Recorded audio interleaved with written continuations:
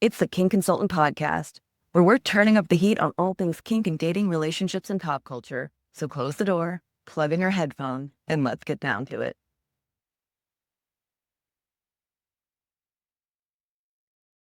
Hello and welcome to this week's episode of the Kink Consultant. We have a super special episode today because I have Lucas and Hazel of Rick's Digital here in person in my home. Welcome. Hi, what happy to be here. Glad to be here. So, starting off, I discovered you both on Instagram. I was immediately excited because I was like, oh my god, there's hardcore BDSM on Instagram right now. And I know you guys play it safe. We're all fighting that algorithm. But you're on the more extreme side of what I would say the average Joe can be exposed to online, right? Like, kink is obviously a very broad spectrum, but would you both identify as being on the farther end of extreme? I think so. I think in terms of what can be filmed, I think we probably are. I get the question a lot, but what's the kinkiest thing you've ever done? And for me, I always have to tell people that it's relative, right? So like something that is extreme, probably not to you, but to the average person on the street, that's a Tuesday for me. No, yeah, it is even a little extreme for me. In terms of like my personal life, I'm like, I could never, and it's not that I'm not attracted to it, but it's also rare that I watch something where I'm like, oh, I'm not cut out for that. And I think we do probably exist on the far side of most people's spectrum. Oh yeah, okay, you masturbate to this stuff all the time. Yes. Could I? Yeah, I don't know. That I jerk off to that I'm like, I'm not sure I actually want to experience this. That's my favorite thing about kink and fantasy is like, oh, let me be uncomfortable with myself after this masturbation session, and I'm okay with that too, because I'm like, oh, I went places today. Yeah, well, that's what I shared a post online just the other day. I think I said thought crime is a waste of time. And there's been a lot of psychological studies on this. As long as you can differentiate between fantasy and reality, there's no harm in what you fantasize about. Statistically, something like north of 60% of women have consensual non-consent fantasies. Oh, absolutely. It definitely is. And that is very different than actually wanting to be raped. Yes. You know, and as long as everything's consensual, everything's discussed, everything's negotiated, we prescribe much more direct than safe, sane, consensual. Because there's always going to be risks. Absolutely. But I think that everything we do, while it is on its face hard, it's not unsafe. And I think that the beyond, like, because choking is technically, there's no real safe way to do it. We find that out daily, but a lot of us engage in it, and it's like, yes, it's the risk, you're aware it's a risk, but you're doing it. Yeah, and then that's what we talked about. And this is a principle for life more than anything else of risk reduction, harm reduction. Yes. Or like, what do we have to put in place? So like, I always have a pair of safety shears in my pocket when we're working with rope. And so it's things like that, putting yourself in a position to make the safer choice. Because nothing that we ever do drowning is not safe. I don't guarantee, but we use airbags and seatbelts and defensive driving techniques, and we have a safer ride. And I also think that, you know, the stuff that probably garners the most attention, the more extreme stuff that we do, I really only do that with performers who I've worked with before. Yeah. So go through the site, go through our content. Any of the scenes that are like assessment of so-and-so, first time working with somebody, it's a very basic... We almost call it a first date. It's almost a first date. Like, I have to get to know them and their body and their reactions. And we generally don't push them. I mean, that's stuff you'd see in your local dungeon. And maybe my opinion is skewed based on what I do for a living, but... It's not. I go to a lot of dungeons. Yeah. And like, I know what you see normally, and then what you don't. But the stuff that you're talking about are people that either... I've had a lot of discussions with them. I know what they've already done on camera, and I've seen it, and I'm sure they can handle it. Or I've worked with them, like I'm going to give shout out to Bob Koreans here. I've worked with them repeatedly, and we have such good communication. And we both enjoy going to that extreme. That's the thing that garners the attention. And what people don't see if they see a 30-second clip is that we've known each other for years. We've worked together multiple times. We know exactly what we're doing, know exactly how we're communicating, and so we can play on that edge in a way that I would never do when I have somebody in for the first time. I feel like you've come in just to calm me down, even though I know all this stuff. It's true, because you see it, and you get swept up in the fantasy of it, of, even I will look on Fat Life. This isn't at your content, but it's some of that more personal stuff you're talking about, where there's like a nail through someone's breast, and it's jarring. Yeah. Or you also forget that, like, there are people who wanted that extreme. Yeah. I've walked out of places, like, with my skin slit open from painting, accidental, but to someone else, they might be like, oh my god, we need to call call the cops to things. You know what I mean? I think to speak to that, this idea of that everything is existing on a spectrum is our goal is always with each new person we work with to push them to their personal version of. I mean, use the word extreme, but Well, it's hard for them. what's hard for that? Yeah. To use Chloe as an example, we worked with her a lot. She has a lot of experience in her personal life. We kind of have to keep pushing the envelope of like what is going to push you through that same place of overwhelm, of pain, of Cathartic release. it takes more and more and more for her to find that place. But we worked with a model recently who had very little experience, a lot of fantasies, a lot of desire, but not a lot of experience. And so the things that it takes to push her to a similar headspace are very much sort of Again, probably more in line with what you'd see at a local dungeon. slightly lighter than push her into that headspace versus So we did some basic position training. We did Some basic bondage, discipline lines, some bondage and impact, a very basic sort of semi-suspension predicament scene. She found that same headspace that Chloe does when I pitch word. You know, Can I just give a call out to, I'm so glad you found that thought, because that's such a good point, right? But I also done nullification training. Can you define that? What? Not training for the car you on right now. We do a lot of bimbo stuff in our personal life. Like our power dynamic, we have a 24/7 total power exchange. Yeah. And we've had it for years. we've been together for what, 7.5 years now? It'll be 8 years in December. Yeah. And so we've gone through like various iterations of a power dynamic as we brought as people. So it's about Yeah, what power dynamic serves us as people in our relationship? the current version is very much. I don't know if you've ever heard the term high femme. It's like high bimbo. Yeah, like bimbo as a gender and turn brain off. I know I'm an intelligent person. Like Yeah. question. Right, Yeah, things I love it's most about it. yeah. But I love being called stupid. I love being dumb. I love like embracing that part of myself. I think maybe I'm not gonna pathologize myself, but like I make a lot of stupid mistakes. I like move real fast and I like forget stuff a lot. I have problems with object permanence. So I'll like put something down and forget it exists. And he's like, why is this pile of laundry in the middle of the floor?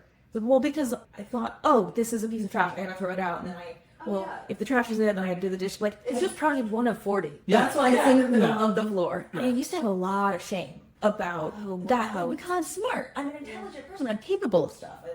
I have a business. I have a dog. Like, I have a house. So why am I making these really dumb choices? Like, why am I making really stupid mistakes? Because I'm just a dumb bimbo. Yeah. It takes the pressure It off. takes the pressure off. It lets me merge those two sides of myself. The person who's very intelligent, well-spoken, and well-read, and likes the opera, and has a degree, and whatever, with the person who Gets pretty dumb on a different topic. I think we're all guilty of such things.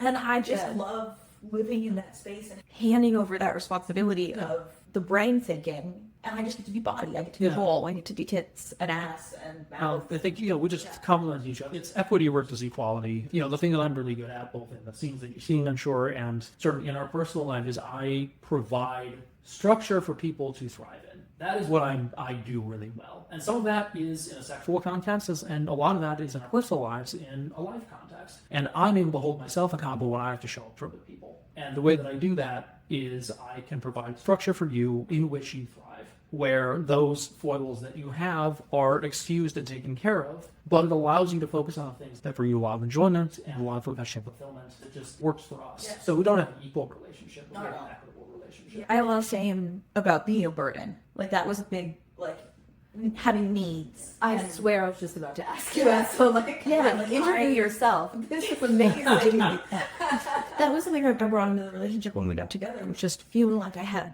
need a lot of care. Like a pet or a house pet. So, I hate when people say this to me. I actually want to. And you don't need it, you want it, but also that's a need. It's a personal need. But I felt like I needed him to take care of me a lot. And that I had a lot of shame about. Oh, you're doing this out of obligation, or you're going to wake up someday and be like, why am I doing all this work? Like, I felt like such a burden asking for what I need. Wow. But we sort of rechannel that into, it's okay that we talk about the things that we bring in. We talk about our bubble. I have a bubble of stuff. As long as I'm making sure that stuff is taken care of, those are my responsibilities. That's my half. Then I can feel like I'm pulling my weight, even if it's not in the traditional way. Like, I can feel like I am fulfilling your needs, even if we're not splitting things 50-50. That is so relatable to so many of my clients. So much of what they bring in, it's their need. a lot of shame. And then I don't feel great about the title. Titles in general are iffy for me, but alpha sub, because I think it brings shame to people who are not that alpha. When we get into like hierarchy, yes, exactly. It's for us. It's what we do with every level of our dynamic, our lives, our scenes. Is we pick stuff apart to the nth degree. We discard what is not either serving us or is only there out of expectation or assumption.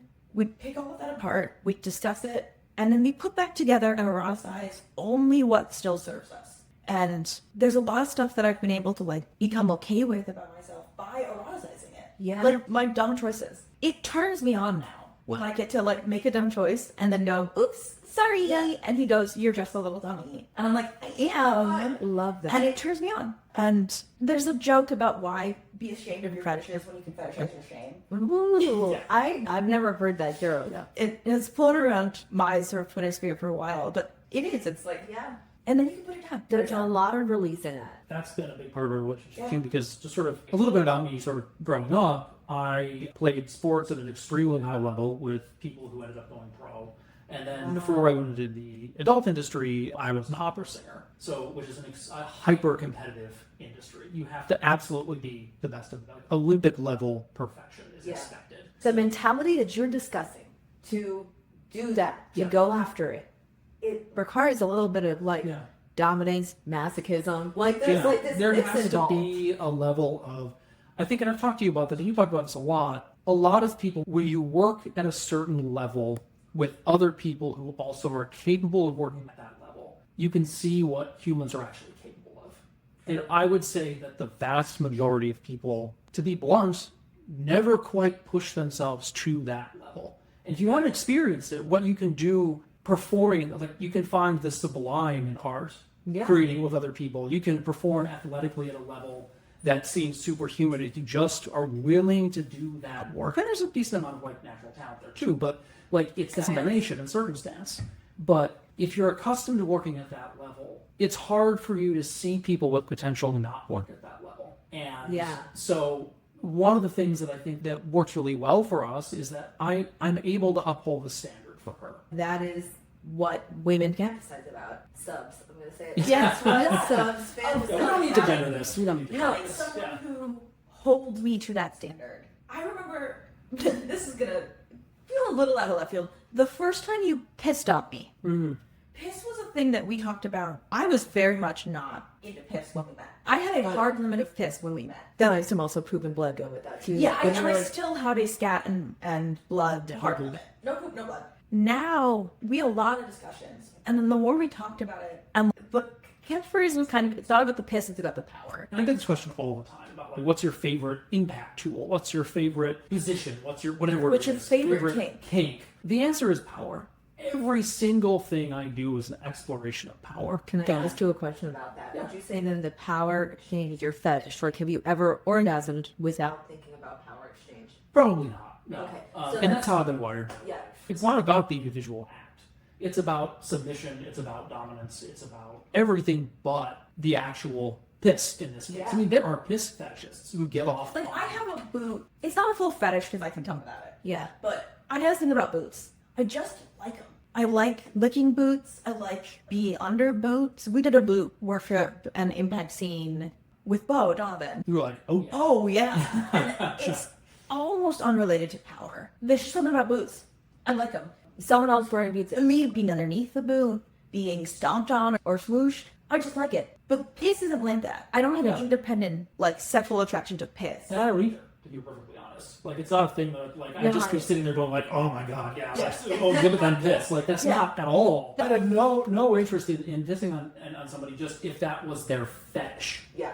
It's only about that as an act of service for the submissive and an act of demonstrating that submission, being willing to do that for me in my role as their dominant. Degrade themselves if they want to treat it that way, or, find power in that level of submission.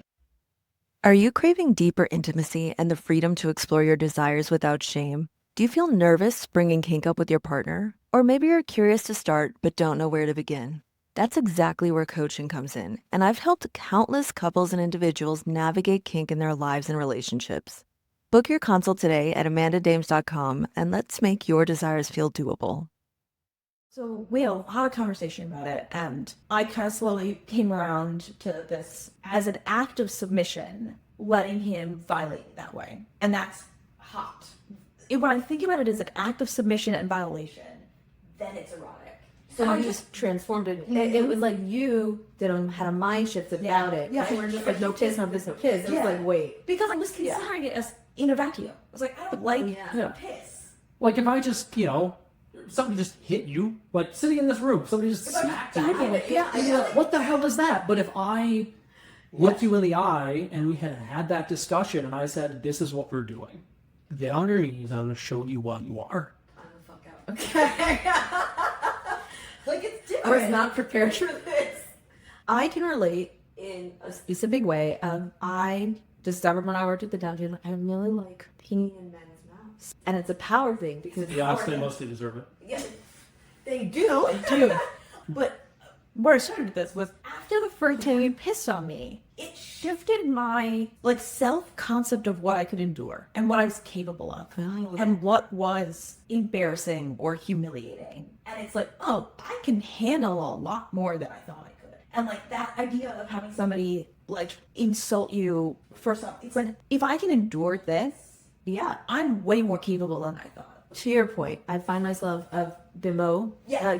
I find myself accepting myself a little bit more because I played in this dark space. Yeah. I love to play with jealous, be in the same way. Yeah. I'm a jealous person. Let's pull it out and play with it. Way back in Boston, I had probably one of my top 10 orgasms of all time. Shanegasm? Shanegasm. I love a shanegasm. And they're getting harder and harder to come by. The more I unpack my shame, but The more you realize there's nothing to be ashamed I'm of. not ashamed of that The anymore. finite resource. I gotta save these. It was we unpack it, so why are we ashamed? If you actually unpack why you're ashamed of something, it turns out there's no real reason to be ashamed of it for the most part. The things that I'm really ashamed of are hurting my friend accidentally or doing something unthinking and hurting someone. And that's a real shame. That is a thing that I use our power dynamic, we both do, as a vehicle to make ourselves better. Self-improvement is kind of what we try to do. May this love find me. Now, I want to find out how you two found each other. Okay. Sure. This is another one question I get asked. How long did it dog? So then anytime a couple is on, how did you two meet each other? And were you both kinky when you met? The short answer is friends of friends. The story is, it was the Thanksgiving party, and I came in with my partner and her partner, and did the introduction. Remember thinking, damn, this guy's cute. This guy's handsomely good looking, but I got a very button-up, boring vibe. Just a very vanilla. So already you were cute, but he's just a face. But She broke it off. Wendy, I ran him off just based on the vibe check. And I'm not gonna lie, as someone used to Howard tuned and have seen his videos when he walked in. Sorry, I know you're here, but when he walked in, I was like, And we didn't talk about that too because it's a part of it. it's both a part of the brand that works and also when you want to do the things that I like to do and all of that, you end up masking a lot in day-to-day society because it's either I get to be myself in doing what I do now and the way that we get to live our lives, or I exist in a little world where the things that I find interesting are not things that one can bring up in polite conversation. Yeah, but party goes on. We were both in the kitchen later waiting on coffee to brew, and he comes up and he's like, oh, so are you guys poly? And I braced myself for, oh, don't you get jealous? What's that about? Do you look at that? Are you just do you have orgies all the time? The answer to that last one was, at the time, yes.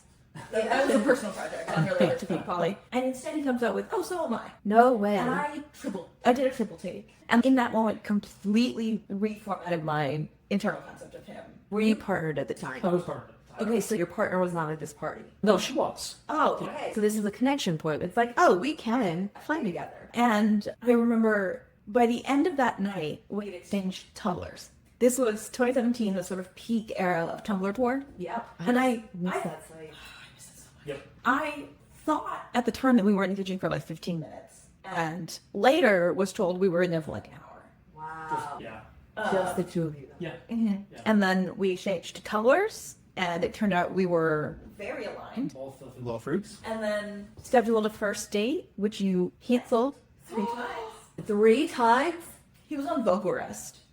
Okay, it was so legit. He was a professional singer at the time, but on vocal rest. It was November, December. So he just kept postponing the same date. And we finally met on the date. I remember asking him if he wanted to come see this cool koi pond that I knew about. And then come back to my place and see my flogger. Okay. And that was that. Wow. I feel badly because I don't have any advice on how do I meet a dom. No, actually, I have advice. Go out and be in real life. Be a person. That's something that I get a lot of these Q&As sometimes, and I get so many subs asking, like, how do I find a dom like you? And, like, first of all, I have no real advice for that. But I noticed that a lot of kinksters really differentiate between the qualities that make someone a good partner and the qualities that might make someone a good dom or sub. And they split off dating and relationships from kink. They segregate those parts of their lives, so they're trying to find a dom, and all they find are these terrible doms, or they can't find them at all. But they're looking, it's not different. The qualities that make you a good person, who are attuned to other people, that are, if you're empathetic and you're caring, those things make a good dom. You can't have good dominance without being incredibly in tune with your partners.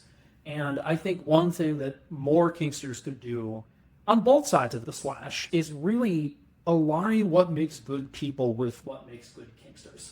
It's the same thing. We were just talking about sort of the facade that I put on, and having to be very boring and things like that. And we all do that, right? We all have to exist in a world that doesn't necessarily, it's, there's time, place, occasion for everything, for every conversation. But the way that people segregate their kinks in their mind and the kink community in their mind, they segregate and decide they are a different person in that space. And I'm not speaking for everybody, but if they segregate that in their mind, they're saying, I'm a different person in this space. I should be looking for different things. What you end up with is incompatibilities and fractures in foundations of relationships. And even if it's just a play partner, you end up with something that's not stable and not compatible. Even if surface level, oh, that's really hot, whatever, it just doesn't work. Yeah. I would really push people to try to align their public selves with their private kink selves. Because I think they would be much more successful in finding the people that they're really compatible with sexually if they're able to incorporate more of their higher self. Yeah, and one of the things that we talk about with RDS and with like bimbo stuff and like even just being horny is everything exists on a slider rather than a switch. So it's about, I feel really lucky that we have built ourselves a life where our public selves and our private selves can be basically, the Venn diagram is almost a circle. Because there are very real reasons, like maybe don't wear your bad dragon hat to your job interview. It's like, I built a space for myself where I have very few instances where I can bring those up day to day. So there are real reasons why a person would have to sort of put a part of themselves on hold in one sphere of their life. But if it's on a slider and not a switch, you get to turn it down and not off. Oh yeah, because then it's a big decision to turn it on or off. Whereas the sliders, you get this friction between like, oh, that's who I am in the kink space versus who I am outside of that space, and they take on way more importance. If you're trying to wear different hats instead of just being like, maybe I just don't, it's more about appropriate behavior in certain spaces as opposed to being an entirely different person. And I think it is. For some people, maybe, and I don't want to speculate here, but for some people, maybe it is an opportunity to try on a different costume. Yeah. But I think for us, at least, this is what you see on the internet is who I am. And I accentuate it for the internet. It is who I am at my most extreme, but that's never not there. Yeah. It's always there, and I never entirely put it away. And before we started working professionally in the adult industry, I had to more. And so, I was working in a very conservative industry. And so I had to really become very buttoned up and very sort of boring in order to not turn that thing on, which I just turned on with you a couple of weeks ago. I know. Like, I normally have a definite field where, like, I don't care. It's like I say, like, my slider's at the low end when I'm working for the most part until it's disarmed. But on this point, like, just to really simplify it, I agree with everything you're saying. The very simple thing is, if you are someone who's existing in that switch world as opposed to slider, when you bring that out to a potential partner, you are bringing a hesitance and a wall into the conversation. Yes, exactly. And a shame. Yeah. Yes. So And you don't feel like it almost feels like a false mastery as opposed to actually just being targeted who you are. Yeah, So- speaking from who you are. I mean, to be honest, like as long as everything's consensual, and as long as you're not hurting other people, and as long as it's appropriate for the sphere that you're in, I mean, bring what you need to care about. Determine if it doesn't matter. Incorporate it into your being.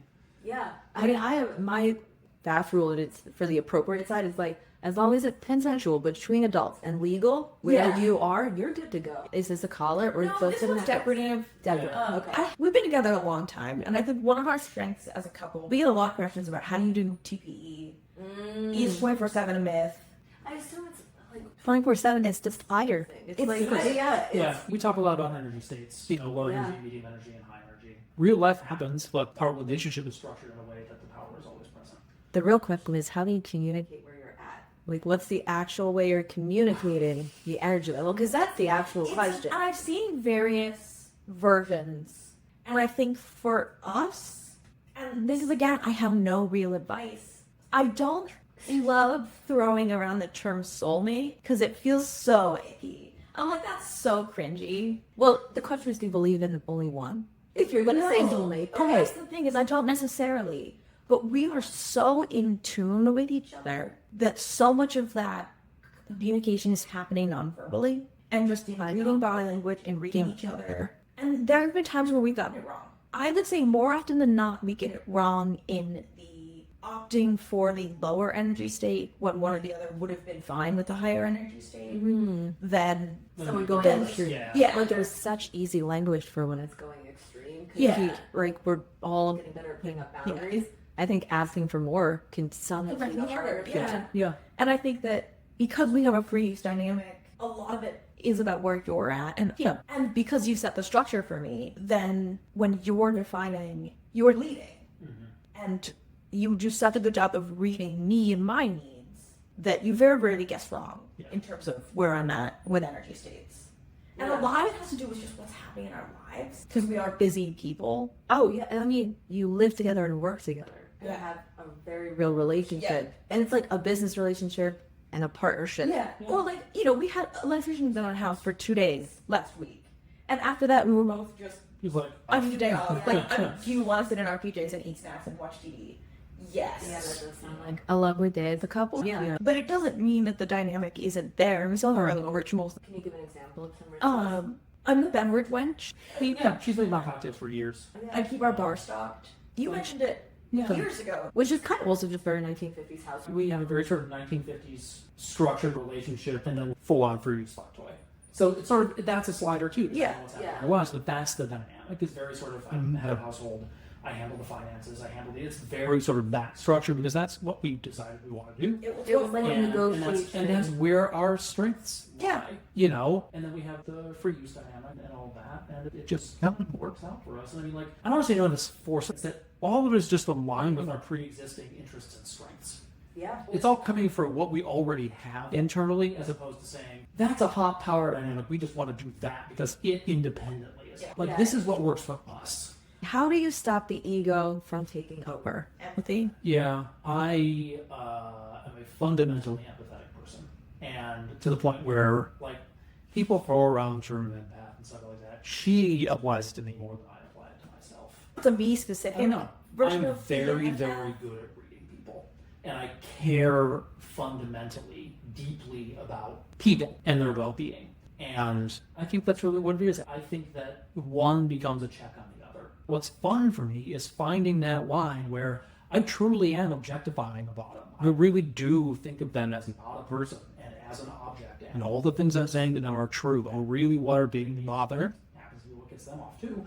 But the second they call that safe word, the second that I detect that something's off or whatever it is, like, it's finding that line for me. And you talked about playing with that sort of dark headspace or that dark energy. It's a similar thing. Like, human beings have darker natures. Yeah. And it's much more damaging, in my opinion, for people to be afraid of that than to be willing to explore that part of themselves. And it's, I don't know, there's a check on it. And I've been doing this for a long time, and I have never lost myself. I think it's because the check comes from embracing it. Yes. Yeah. And there's this quote that I love from a fiction book. A fetish is the pet you feed or the beast that eats you. So as long as you're embracing that part of yourself, it doesn't turn into the beast that you can't control. So you are in control and you're enjoying it. Yeah.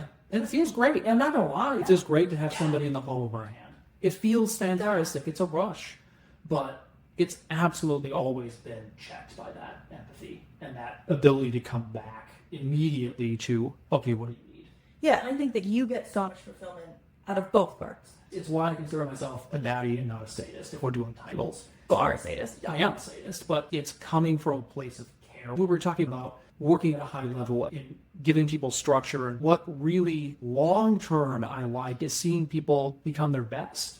Yeah. And in the short term, seeing the sadism comes out and that side of me manifests. But long term, what I want to see is people grow and succeed and reach the things that they want to reach. Yeah, my method might be a little unprofessional in helping them do that, but in the short term, that sadism, that pushing, that evil guy in there is serving the part of me that wants that person to succeed. Okay. We had a scene with the bottom recently. We had her laying on her back, and we had tied her legs to a rope. Then the rope went up through her point above her and to a cinder block. Okay. And so she had to keep her legs. You were done like leg raises, or like Superman's. Yes. Yeah. So shoulder on the ground, Superman legs, 6 to 8 inches off the ground. If she released, she dropped the cinder block on herself. Okay. And then he was still on a stick in her pussy. Oh, yeah. Lots of impact. And what you said to her, I want you to succeed. Oh. And you see in her eyes was all. And she talked about it at the end, but that was important to her. Yeah, it was one of the first things I said when we started the scene was like, yeah, I said that. And she, from that moment, didn't want to let me down. Oh my God, that's beautiful. And then speaking from the bottom's perspective, you push me to that point, and it's just like, wow, I'm capable of this. Yeah. I'm capable of enduring this pain that you're giving, or pushing myself. I'm not a person with a ton of intrinsic motivation. I don't know if it's a dopamine regulation problem or no. I don't have it. My like default state is couch mom, but I'm way more capable of pushing myself for him, of motivating myself because either he asked me to, it would make his life better. It's what's expected. Even as little as like picking up after myself. Like the ADHD maybe takes over and I'll leave stuff around. Yeah. No, it's important to him that I pick this stuff up. And that helps me. It's way easier in terms of like activation energy to do that than to try and change my nature and be like, no, now you have to be a person with intrinsic motivation. Well, I got you to quit smoking. Wow. Yeah. Just People ask me that sometimes of how did you quit smoking? I got sober when we met in the first like 6 months of our relationship. And I quit smoking within the first 2 years, I think, of our relationship. And it was, I made him a promise that I wouldn't smoke. And if I had a cigarette, I had to tell him that I had a cigarette. And that was enough. And then he let me nibble on his fingers when I beat it. Like The oral appreciation. But it wasn't that I was threatening a punishment. Just the sheer thought of having to tell me that she failed was enough for her to quit. I didn't want to just win. Wow. I haven't had a cigarette in 6 years now. I'm really impressed. Yeah. That's amazing.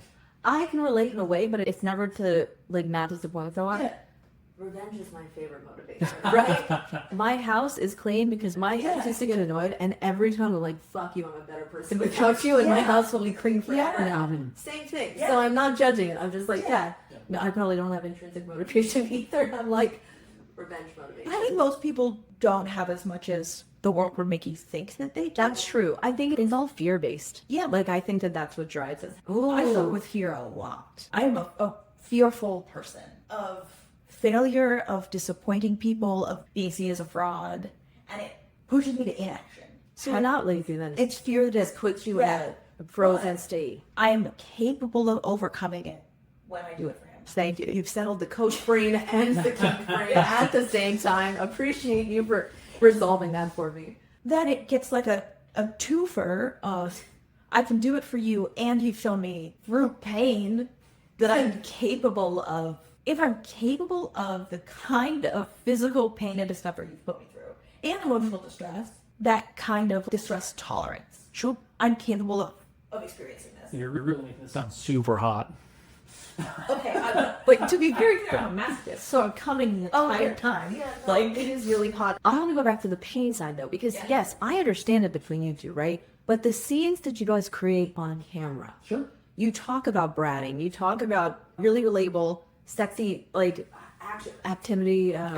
Yes. How much is it contrived for the camera? How much are you having real relationships with the people you're filming with? How does that all play out? Can we do it? All right. Yeah. I want to come work with you guys. What's the process? Yeah, great, perfect. Yeah, so email. Generally, I take a look at somebody's socials and their shoots. I only work with people who are pro. I don't work with amateurs. I'm out now, but we're going to keep this going. And there's a variety of things for that we can talk about later. I'm not sure we have time right now, but it is the right choice. Yeah, absolutely. So I look at their socials. Like I said, I just have a sense for people. I have a sense about whether what I do is going to be a good fit for what they bring to the table and what they're looking for. Do you look for a speaker? Not even that. no, it's helpful if a person has existing kink videos, Yes. but it's not always necessary. I think you're looking. Yeah, there is an intangible thing that it's a gut feeling. I find with people, and I've had a very, very good success rate with that. So it's just, I check their socials, and it's almost immediate usually. And I look at their scenes, and if it's there, I say, great, let's move forward with this. I send them a negotiation checklist, which is just sort of basic information and a yes/no list. I would be interested in seeing it because I'm making a checklist now and it's extensive and I'm trying to bucket things so people can just be like, I know that none of this applies to me. And there are restrictions because there's nothing on the list that you don't want to do. Exactly. And just that's for me. fine, yeah. Or stuff that we can't shoot for various reasons. Yeah. So like the link place not on the list. Even if a person Which I didn't know you couldn't sell that because I know there's a lot you can't sell even just talking about cake. So it makes sense. So the list, and then that's the first stumbling block for some folks, but they gotta fill the list out. And it'll tell me more than you'd think sort of what their experience level is. Because, if they have questions about what some of the activities are, I'll know where they're coming from. Usually they're fairly forthcoming in sort of, it's not just a yes/no list, it also informs you about where they're at. And there's no spots to put notes in. Yeah. So sometimes we'll get people will write a no, and then it's like, it's a no because I've never tried it, but in this circumstance maybe, and I like when people give answers like that because it tells me they're thinking about this. And that's helpful. super helpful. If it looks good, we'll set up a FaceTime meeting or a video call. Again, it's very much about face-to-face. I really don't like just phone calls. I don't like texting. I have to get a read on somebody. And then, we usually have a half-hour to an hour call. I go through the list. I talk about what they like, what they don't like, what their experience level is, what they're looking for from this. If they're a good fit, we get them on the schedule. What does being on the schedule mean? I think there's a level of vetting based on, if I see that they've worked with somebody that I know, I can go to that person. We've never had anybody smell bad on our set. Nope. But once we have a good feeling on the call, we agree on a date for the shoot, we agree on rate, and then you and I will typically have a conversation about that call, about them, about how we're feeling in terms of what we could do or we want to explore. It always starts with Headspace. Finding the headspace that they're looking for and maintaining that. Bringing them through that arc as opposed to saying, okay, we got to do a flogging and then we got to do a suspension and then we got to do this position or 3 positions in this way with ending with an orgasm. That's not how we construct it. I mean, even if you plan it that way, it doesn't get. And it's way more interesting. I will say it again. I would so much rather a person not touch me at all and talk to me and say the right things than have absolutely perfect dick game, but be like a grandmaster pussy eater. And It's the things they say that worm their way in and stay there for the next 10 minutes. With the exception of a Hitachi Magic Wand, which will get me there regardless of how I'm feeling. Which, by the way, I can't even see the wall. I'm an acoustic girl. I'm not really rarely touch it. I mean, I have them everywhere. Yeah, I pulled them out in extreme cases, but I'm the opposite. Those videos of people having one against them, I'm just end me now. I can't. But I need the metal. And the way we start our scene constructions with what she want to experience, what you want to put her through, what do you think she's a good fit for. Yeah, and to be honest, the more we've shot, at this point, if I've got somebody new, I plan almost nothing. I won't know until I get them in the studio and we start having a conversation of what I'm going to end up with. The scenes that you see, the more constructed scenes, the stuff with Chloe, the cinder block scene, and people have seen that. The stuff really that's more intricate stuff, those are fully planned. Those are discussed, those are planned, that is all constructed to death. We take all the safety consideration. We test everything. Like those are in our longer days. We make sure those are buttoned up, safety-wise, tested. And I want to be very clear that if I put a cedar block over somebody's head, it is not falling on their head. There is no possible way that it will fall on their head. In no circumstance. Like, so when I talk about safety, the safety is there. What I was more getting at was that with people I've never worked with before, as we've expanded the Rick's Digital tab for the site has grown and our opportunities have grown, I end up with folks who I don't know as well. And so I get them in the studio. I have very basic plans. I go through the checklist. I talk to them. I have a general idea of what I want to do. But it really is, I improv the whole day. I improv the entire scene start to finish. And I will have things on hand, belts or rope or tools or whatever that I think I'll need, and they'll be at hand for the scene. But I won't know until we start rolling and I start talking on camera to them and I slip into that voice. What's going to get into their head? And what is the thing that's going to be the catalyst to see that shift in their eyes? And once I do, and once we find it, then I know what I'm going to do. So when you see the scenes, especially the new sort of assessment line on Rip.digital, when you see that anything assessing Satine, assessing a lot of those sorts of things, there's a loose structure. There's an outline based on what the bottom and I have talked about, but it's improv. Nothing's scripted. I just get in there with them and I figure out what to do to get inside their head. That's what I love so much. You can tell it's authentic. You're both in flow. Yeah. Whatever that flow is, you're in it with that person. And they're possibly in subspace. Yeah. And you're just looking out for them while they're there. Which I think is a little bit different than maybe standard porn. But I sort of contrast that because I do scenes occasionally, with depending on who they are, where it is, and the fun too, but it is really, okay, what is the craziest pipe bondage position I can put this person in? And then I'll construct 3 of those, we'll do some edging and some orgasms and some impact, and we'll call it a day.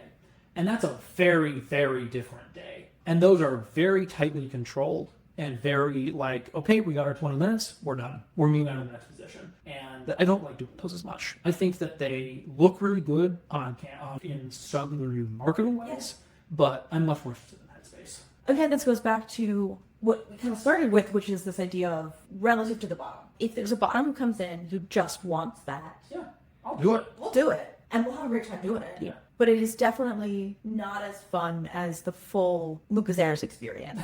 And we have talent tell us, didn't feel like a shoot, it felt like an experience. Yeah. And that's, I think we've been really, I'm really grateful, and I think we've been really lucky that the talent keeps finding us.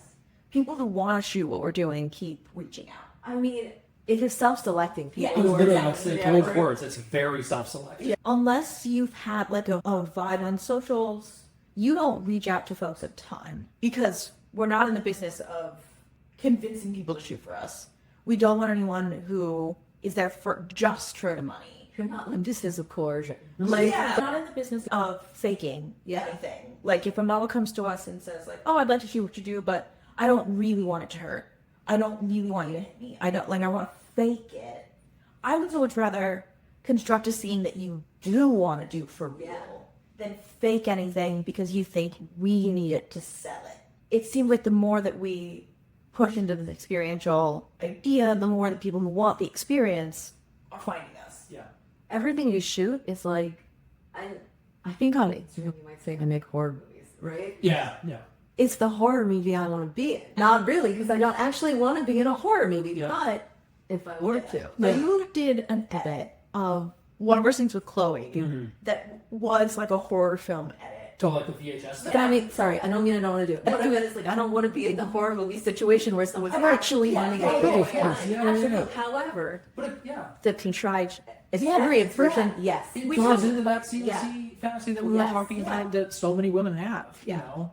But I want it to live in a box. Yeah. Like, we build a box for every scene where outside of the box are the limits, inside the box are the thumbs up, and you kind of just play in the box. So when I have all these conversations with people, that's what I'm constructing a mental box. And the things that just are right out, either they don't enjoy them, or they're a limit, they don't even cross my mind when we get in there. But I construct this mental box so that we get into on the day, I can improv. And I can push the buttons I need to push because I've constructed the limits of where we're going to live mentally for that scene. So it's a really fun thing for me to sort of get what I need to get out of that scene from that person by constructing this box for them. And so we can bring them through that emotional arc and end up in a place where they feel like they've accomplished something at the end of the day. So they have this sort of horror movie experience, and somewhere in the very back of their mind, they know they're safe.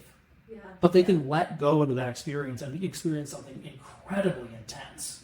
So far beyond what they could experience in most places because they know that they're safe. You get to experience that horror film feeling of distress and fear. And fear's so hot. And it's so it's relatable. Yeah. And it's like a real thing that we're experiencing in a controlled way. Yeah. And I remember this was pre-porn of a scene we did, a CNC scene we did, of feeling simultaneously, not 50% of one thing and 50% of another, but 100% of two things.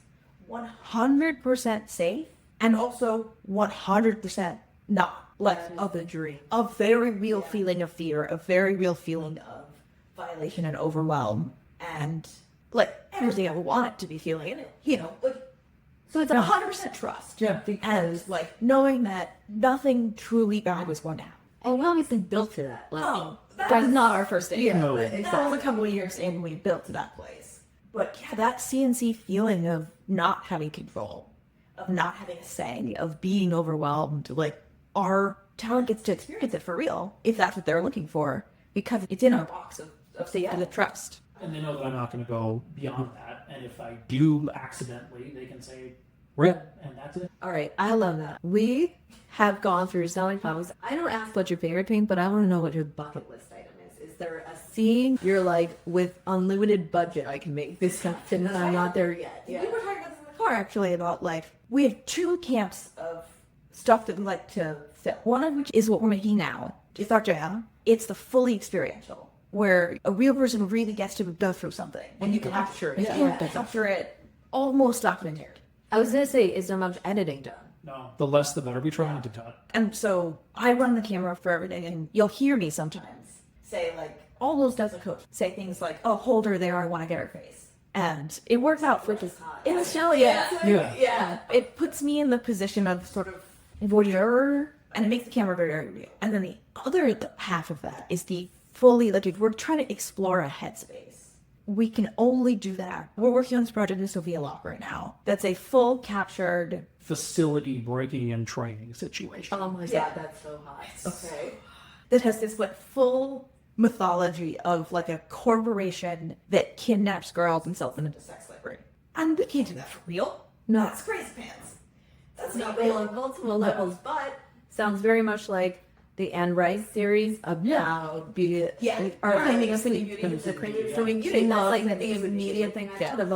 If I had the money, it's a full period Game of Thrones, full period adaptation of Claiming Sleeping Beauty. Fucking love it. But there you go. There's your bucket list. I fucking love that. Bucket list. Yeah. But you have to live in that full cinematic shot to shot, like filmed like a movie, because then it's about making art about the human experience. And then it's about the audience getting to experience that in a way that you can't otherwise, like you would. Yeah, no. I've reread the series. I read it once when I was sort of new to Kink. Read it again a couple of years ago, and read it again recently. And every time I read it, I have like a different because we're actually talking to Sophia. So I first read it when I became a baby kinkster. It blew my mind. And she read it for the first time recently and said, if I'd read this as a baby kinkster, it would have blown my mind. And now it's kind of a Tuesday. I've only read it once as a baby kinkster. Read it again. I don't know. Yeah, no, I absolutely need to. The way she talks about submission, she gets it. She absolutely does. What it means to give yourself to another person's will, and to have their will be more important than yours, and why that's beautiful, and why it's important. And even if the activities are a little like, okay, Anne. Yeah. At this point in my life, I'm like, okay, Anne. The heart of it is still, and for me, it's the lack of lube. I just want her to talk more about lube. And like, I get that a little bit where for our parent, it's real, but for all of where I'm in the business of making fantasies. And so we don't include our negotiations. And nor should you. Yeah. Because it's not a book where like, I like trigger warnings. So like, if you're coming to Rid.Digital, Yeah. And it's not like, there's been fair warning here. Yeah. Like, we're not liking things. I remember there was something about like, why don't they ever include when doms get stuff wrong in porn? Because it's not hot. No, it's not. And this sends me on the expectations of what we should see versus what we actually see versus what's real. I don't expect them to show me when Jackie Chan falls over in a Taboo movie. Yeah, here it's like, you don't necessarily want to experience what I do to people when I go all the way there and they want to go to that place. But you do want to get off to it. Yeah. And my job is both in the moment with that bottom to give them that real experience, because that's what our content is, that's what we like to do, is what we would do in our private life, but also to produce something that you have that experience with, that you fantasize about, where it's perfect, where it ends that that it's this perfectly constructed world that you can live in that fantasy. And if we included all the messy stuff about, like, me fumbling of a rope, or The one wasn't where you would go into the other room. Yeah. or the hour of testing on a predicament setup that we did beforehand. Like, we could. Or the 2 trips to Home Depot it took to build that box. Yeah. Even I that was. do you want that? I think it's like a project, and the trip you need at Home Depot is its own entertaining story. Including it in the actual scene. I want to do that fantasy. Yeah. That's what I enjoy doing. And you deliver on it very well. You're not going to top her answer of bucket list. Like, we're full of maybe no budget, but like, No, I think we are very much aligned in terms of it would be really great to have the budget to do cinematic explorations of some of these kinks that are so far in the fantasy side of things that you just can't film them because they involve structural power dynamics that could not possibly exist in the real world. Just on the other side of things, though, I do love Chuck Lordell is the original company that did it. But I have a big free use thing. I enjoy bottoms being just fully objectified and used, and doing something with that sort of fantasy idea of building that reverse glory hole where people can just come in and use these bodies, which is something we could probably do if we had the budget. A little more attainable than Anwar's playing story, but yeah, just something a little more realistic that we could film at some point. Yeah, I do a reverse glory hole like free use thing. That is super fun. Like sort of surveillance camera style. This is like sort of playing with the reality of this is a real place you could go and get your dick sucked. that part of it. The reality of it. I really feel like you have the means of people around you to do this. You could do it, but it's adding one extra level of the fantasy of it, of letting somebody watching it. I want somebody watching it to go, is that real? Am I supposed to be watching this? Is that a place I could go? Should I be concerned for these bottoms? Because it engages people's brains in a different way. Like, again, there's no use in self-censoring yourself in terms of your fantasies as long as you can separate fantasy from reality. Yeah. And we're in the business of fantasy, ultimately. So if we can create something where you can engage your brain to a point where, like, oh God, that's intense. Good. Get off to it. Have fun. I know. Feel dirty about it. Feel bad about it afterwards. Then unpack why you feel bad about it. And then I go, had a little shame-gasm. Yeah. On that note. Lucas, Hazel, it has been such a pleasure having you here. Thank you so much. When I first reached out to Lucas, I just knew there's something here and I want to talk to him. And then he mentioned bringing you along, just like, oh, this is perfect. And this has turned out better than I ever could have expected. I love having you here. I genuinely need this. I want you both to come back. Absolutely. Yeah. And I want to talk books with you because obviously I have a lot to reread. Yes. So thank you both so much. All right. Rip.digital is our site. You should go there and see our 50 BDSM porn. Nailed it. He nailed it. That's it. No, done. Love this. If you enjoyed this episode, don't forget to subscribe, leave a review, and share it with anyone who might find it interesting. And if you have any questions or topics you'd like me to cover in future episodes, feel free to reach out. Email info@thekinkconsultant.com. Until next time, keep on kinking on.